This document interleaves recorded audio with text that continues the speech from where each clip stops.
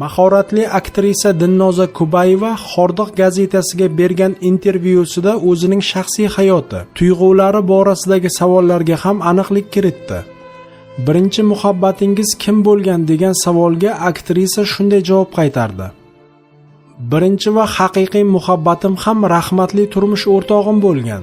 Chunki nikoh muqaddas rishta.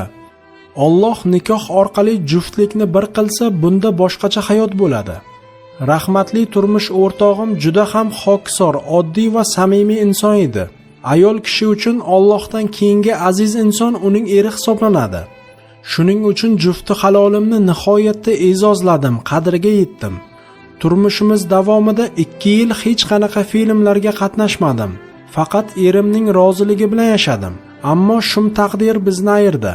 Yosh edi, 30 dan endi o'tganda vafot etdi. So'nggi daqiqalarda ham mendan minnatdor bo'lib, onangga rahmat dedi. Bugun o'g'limning oldida yuzim yorug', vijdonim toza.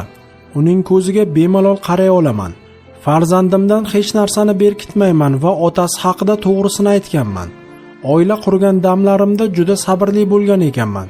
San'atni tashla deganlarida rad etmasdan san'atdan uzoqlashdim. Qo'limdan kelgani shu edi. O'limidan oldin shifoxonada yotgan paytida ham emizikli chaqalog'imni onamga tashlab kecha-yu kunduz yonida bo'ldim.